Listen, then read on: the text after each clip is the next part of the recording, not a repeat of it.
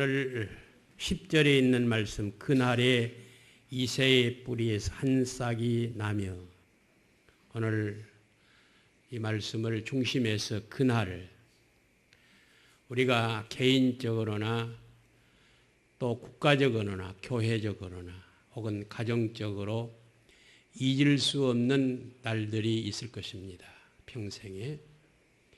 그날이 좋은 날이 이제 잊을 수도 없을 것이고, 때로는 힘들고 자기 생에 참으로 고통스러운 날들이 있었을 것입니다.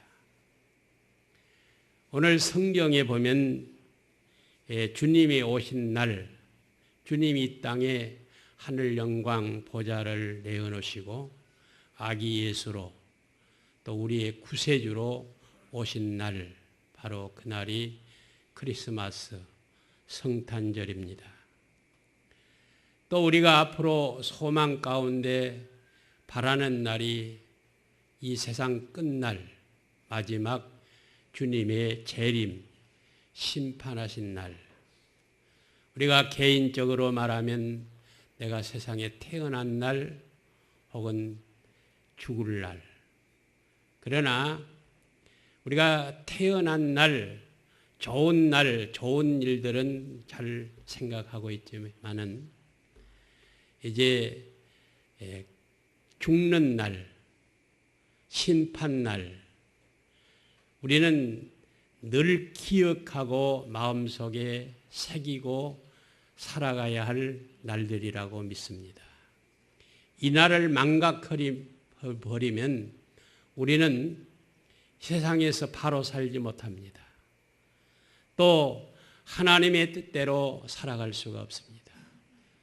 이 세상의 모든 환경이나 세상은 죄악으로 범벅되고 멸망이 초래하는 그런 비참한 세계가 되기 때문에 그렇습니다. 우리는 이 날을 기대하고 살아가야 될 줄 압니다. 오늘 본문은 이제 예수 그리스도가 이 땅에 오셔서 이제 그의 나라를 건설하고 그가 친히 통치하신다고 하는 이 진리를 우리에게 선포하는 말씀이 이사야 11장의 말씀입니다. 다시 말하면 11장은 메시아 왕국, 하나님의 나라에 대한 예언입니다. 메시아 왕국의 그 특징은 다음과 같습니다. 첫째는 하나님이 친히 통치하신다는 것입니다. 이 세상 모든 나라들은 이제 사람들이, 국민이, 민주주의 나라는 국민이 선택을 해서 이제 대통령을 뽑아 세워 나라를 건설합니다. 그러나 하나님의 나라는 하나님이 친히 그가 왕이 되셔서 다스리시고 통치하신다는 것입니다. 다윗 왕도 하나님을 향하여 나의 왕이라, 나의 하나님이라 그랬습니다. 그래서 예수님은 만왕의 왕이십니다. 예수님의 이름이 여러 가지입니다. 바로 예수, 또는 때로는 그리스도, 임마누엘, 이런 말씀이 기록되어 있는데, 바로 그리스도라고 하는 말은 예수님의 그의 본 직분에 대한 말씀입니다. 한마디로 그 뜻을 요약하면 기름 부어 세우셨다. 그래서 구약시대는 왕을 세울 때 기름 부어 세웠고, 제사장이나 선지자를 세울 때 기름 부어 세웠습니다. 오늘 말씀의 중요한 핵심은 이제 만왕의 왕에 대한 직분인 것입니다.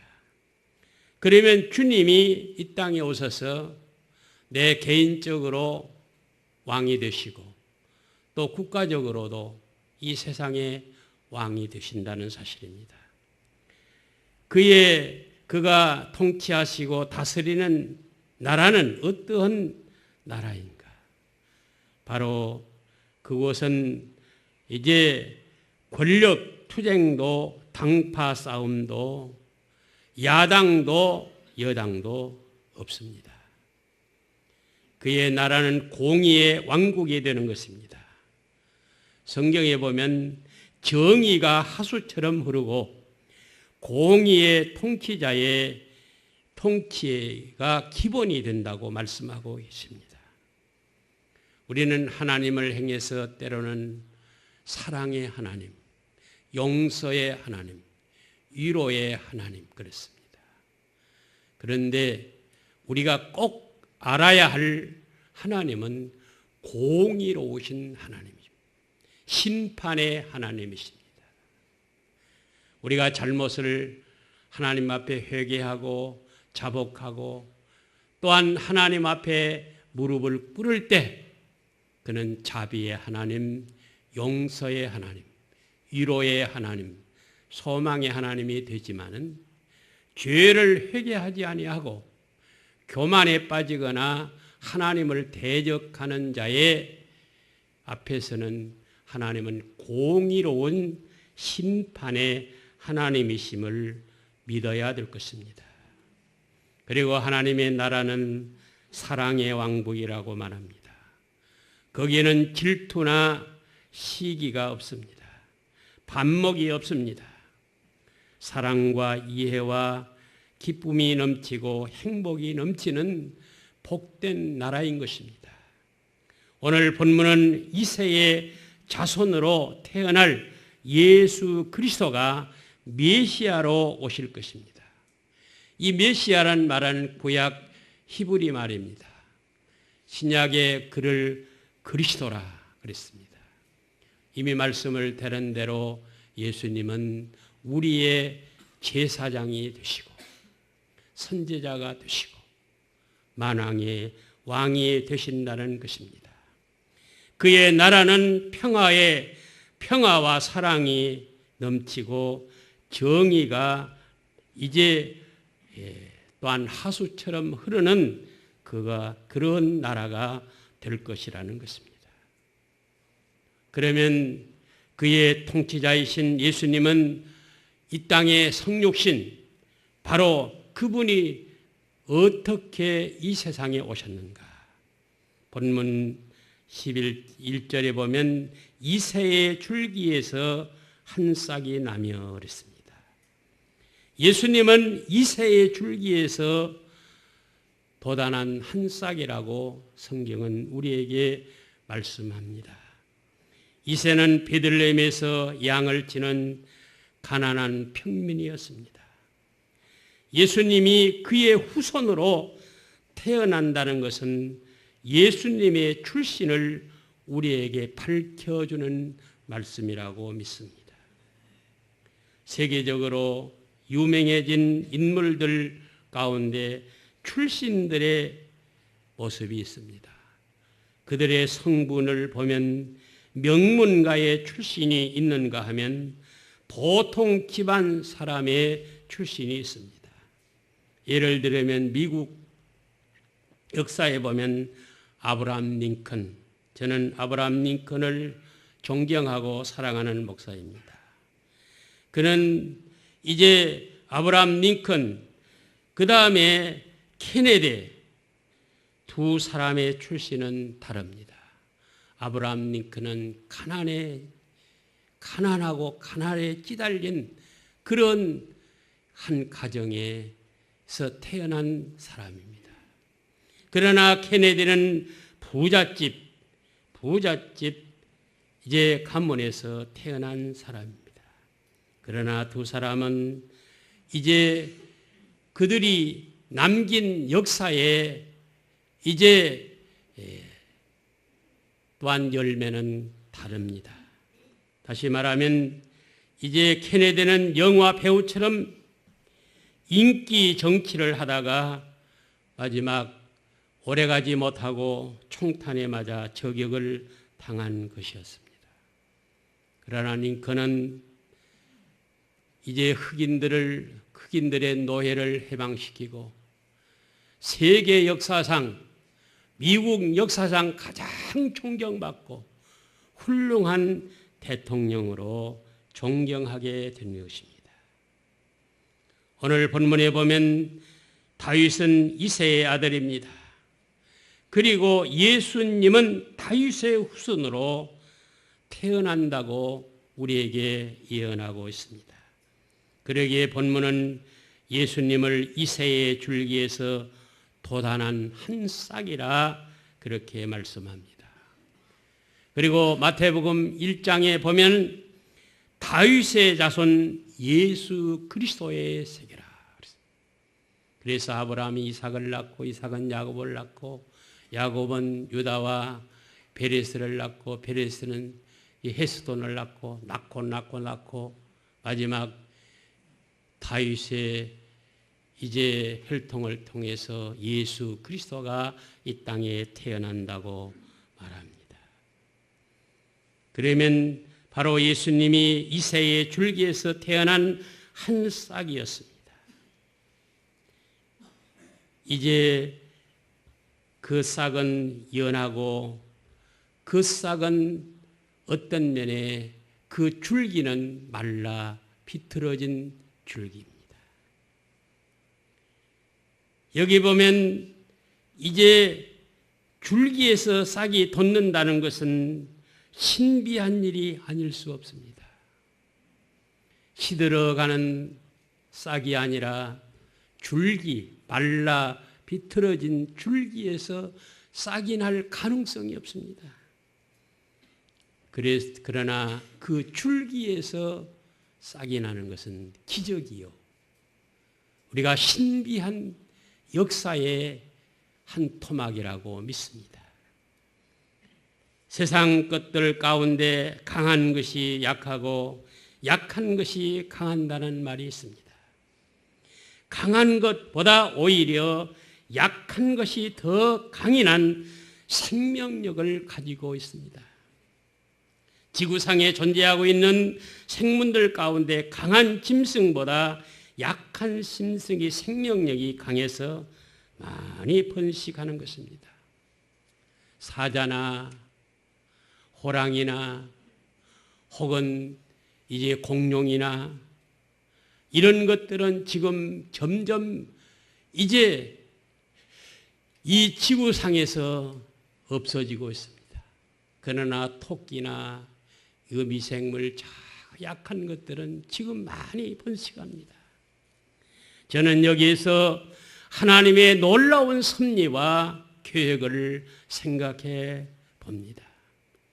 강한 것, 잘난 것, 똑똑한 것, 위대한 것만 그리고 아름다운 것만을 골라서 존재하게 하거나 쓰시는 것이 아니라는 사실입니다. 하나님은 오히려 약한 것, 보잘것없는 것 하나님께서 들어 쓰시고 다듬어 뜨시고 만들어 쓰시는 하나님의 놀라운 기적의 역사를 우리는 발견하게 된 것입니다. 하나님의 섭리를 이제 하나님의 섭리와 그의 계획을 살펴보면 하나님은 강한 사람을 쓰시는 것이 아니라 혹은 죄인을 불러 또 약하고 시들어가고 절망에 빠져 어려운 지경에 있는 것들을 들어서 하나님의 위대한 종으로 위대한 역사를 만드신 것을 우리는 보게 됩니다. 구약의 요셉이나 이제 모세나 다윗이나 다 보면 왕감이 아닌데 하나님은 이제 그의 똑똑하고 훌륭한 이새의 아들 가운데 가장 못난 다윗을 유대의 왕으로 세우셨습니다. 하나님은 지금도 이런 역사를 이루십니다. 이제 싹이 노달하게 하시고 그 도단한 싹을 통해서 열매를 맺게 하시는 하나님의 놀라운 전지전능하신 기적을 우리는 발견하게 되는 것입니다. 저는 제 간증을 잘 안 합니다마는 일부 예배 때도 제 이야기를 좀 했습니다. 저는 이제 태어난 이후에 저에게는 단독이라는 그 어머니 뱃속에서부터 아주 큰 병을 안고 태어났습니다. 오랜 고생을 끝에 오늘 죽을라나 내일 죽을라나 우리 어머니가 아침에 일어나서 보면 또 숨쉬어 살아있고 아주 우리 형제 사형제 가운데 제가 지질이 못난 그런 생활. 그래서 제가 어렸을 때 이제 나에게는 아주 무서운 병이 있다는 것을 내가 알고 나는 희망이 없는 사람이라. 그래서 자살하려고 이제 목매를 매달라고 몇 번 했고 때로는 죽으려고 몇 번 했습니다. 그때에 저는 저의 누나를 통해서 예수를 만나게 된 것입니다. 저희 아버지는 저를 초등학교도 안 보내려고 했습니다. 제가 몰래 도망쳐서 대성학교에 입학을 하고 돌아오니까 아버지가 저를 얼마나 때렸는지 모릅니다. 누나가 시집갔는 그 동네에 시집갔는 쫓아와서 아버지가 이렇게 하면 안 된다고 초등학교로라도 나오게 해야 된다고 어떻게 설득해서 제가 초등학교를 졸업하게 되고 중학교는 고등학교는 대학교는 생각도 못했어요. 그러나 내 마음속에 예수 그리스도가 있었습니다. 그래서 그 후에 이제 고등학교까지 고학을 해서 공부를 했습니다. 얻어먹어가면서 때로는 일을 해서 남들이 할 수 없는 아주 천박한 일을 하면서 등록금이 없으면 교무실에 찾아가 이제 불러가서 수없는 이제 모욕도 당해서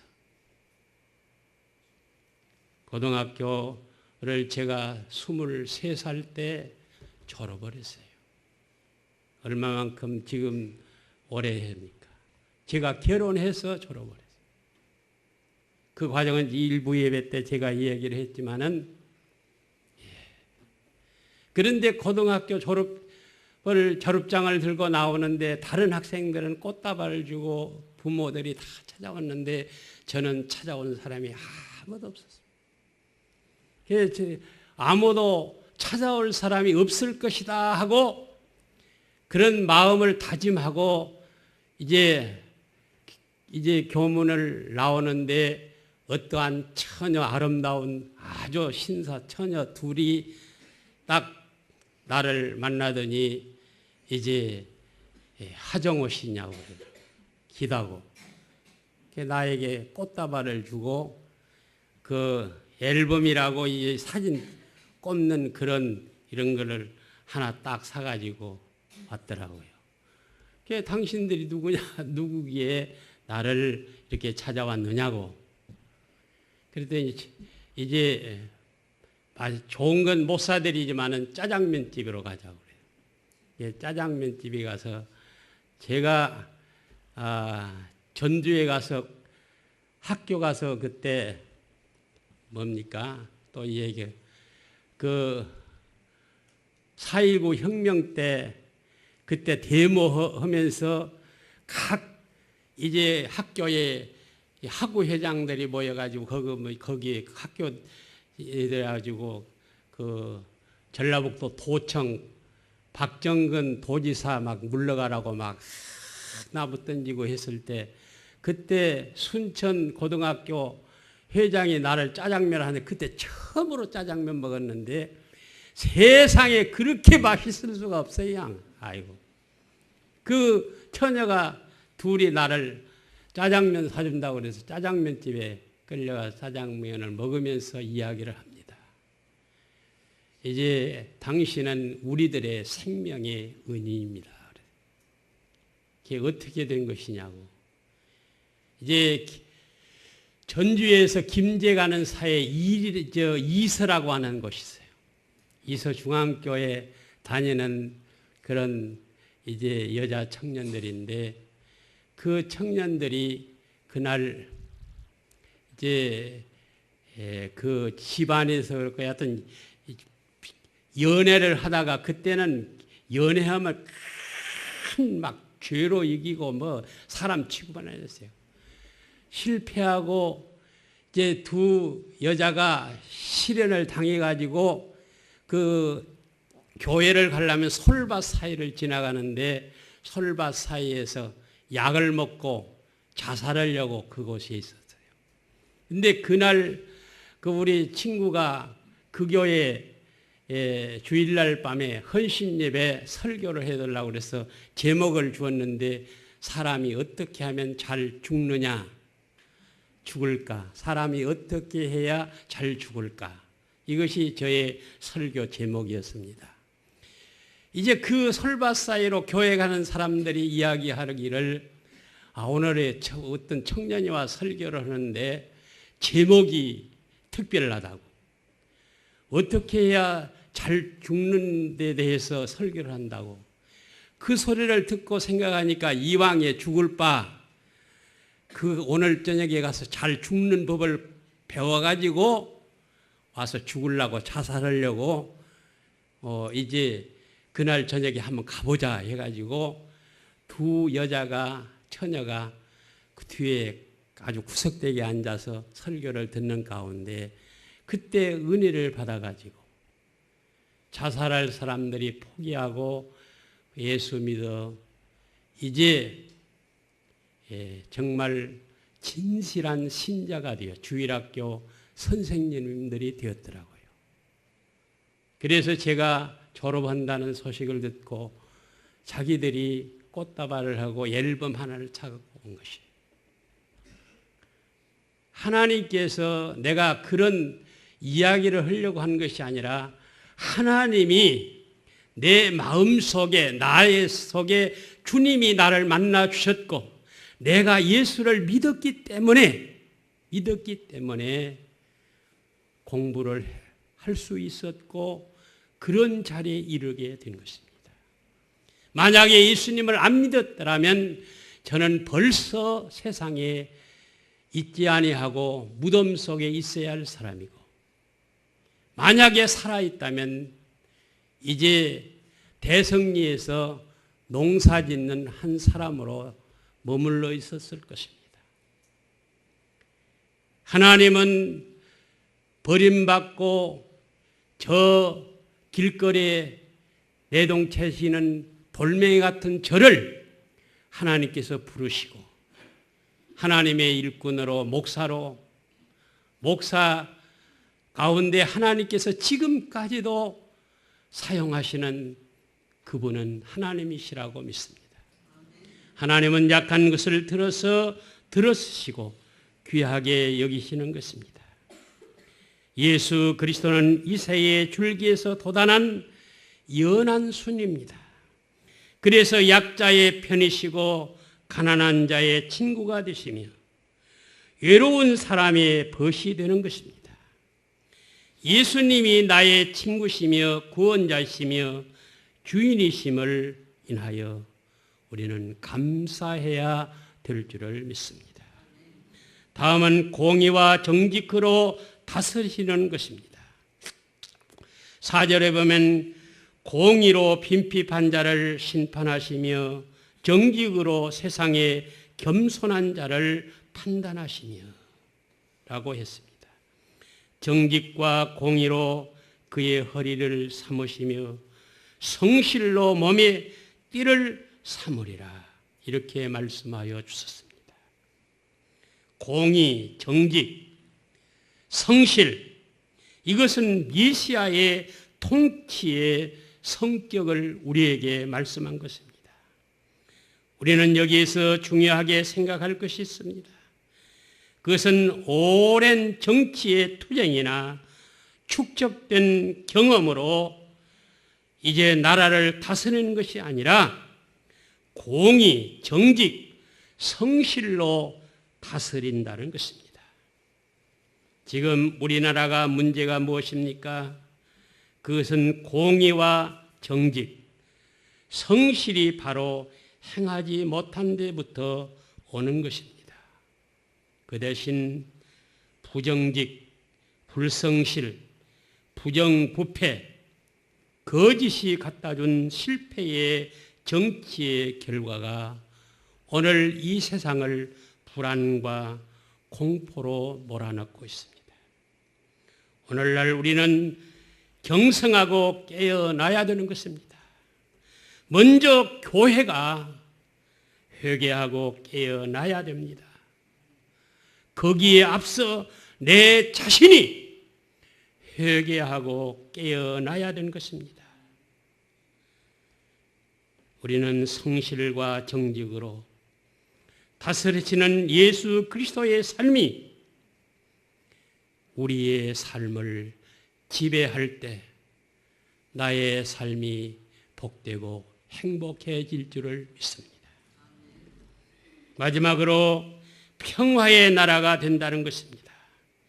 6절 이하에 보면 그때의 이리가 어린 양과 함께 표범이 어린 염소와 함께 송아지와 어린 사자와 짐승이 함께하며 어린 아이에게 끌리며 염소와 곰이 함께 먹으며 사자가 소처럼 풀을 먹으며 젖먹는 아이가 독사의 구멍에서 장난하며 거기에 손을 넣으며 라고 했습니다. 한마디로 기상천외할 만한 일이 벌어진 것입니다. 어린 양은 이리의 밥입니다. 어린 염소는 표범이 가장 탐내는 먹잇감입니다. 사자는 육식 동물인데 풀을 먹고 독사의 구멍에 어린아이가 손을 넣어도 물지 않는다는 이 이야기는 곧 예수 그리스도가 다스리는 나라는 평화의 나라, 태평성대의 나라가 된다는 것입니다. 그래서 주경신학자들은 이사야 11장을 전 우주적인 평화의 메시아, 왕국이 도래했다고 말합니다. 이런 나라는 인류의 이제 우리의 이상이며 오늘날 우리가 꿈꾸고 있는 나라인 것입니다. 예수 그리스도는 이 땅에 평화를 주려고 오셨습니다. 그러나 중요한 것은 단순히 예수님이 오신 사건만으로 평화가 이 땅에 온 것은 아닙니다. 예수 그리스도의 희생이 있었기 때문에 그렇습니다. 과거에 옛날에도 이제 사람이 죄를 범하고 이제 천지의 주제이신 하나님을 달래기 위해서는 희생의 피가 있어야 된다고 말합니다. 그렇지만 예수 그리스도의 십자가의 희생은 세계 평화와 인간 구원을 위한 사랑의 행동이기 때문에 전 세계 인류가 믿고 따르고 있다는 사실을 우리는 깨달아야 될 것입니다. 그 아래 수많은 국제 기구가 있습니다. 유엔이 존재하고 있습니다. 그리고 세계 평화를 이야기하고 있습니다. 노력하고 있습니다. 북한의 인권에 대해서 결의했습니다. 그러나 세상의 평화는 멀어지고만 있습니다. 북한은 계속 핵을 담보로 세계와 한국을 괴롭히고 있습니다. 국내적으로도 이제 사회 불안, 정치적인 불안, 불신적인 불안으로 사람들은 지금도 괴로워하고 걱정하고 가슴 졸이고 있다는 사실을 우리는 알고 있습니다. 세계 강대국들은 겉으로는 군비 축소 평화를 논하지만은 속으로 최첨단 신무기를 개발해서 자기들의 위력을 과시하고 있습니다. 그런가 하면은 세계 도처에 국경 분쟁, 인종 분쟁, 종교 전쟁이 꼬리를 물고 일어나고 있습니다. 지금도 북한은 핵과 미사일을 개발하여 쏘아 올리고 있습니다. 그러면 우리는 어떻게 해야 하겠습니까? 평화의 예수님, 구원의 예수님을 우리는 내 자신부터 영접하고 그분의 삶을 본받고 그분의 인격으로 거듭나야 될 것입니다.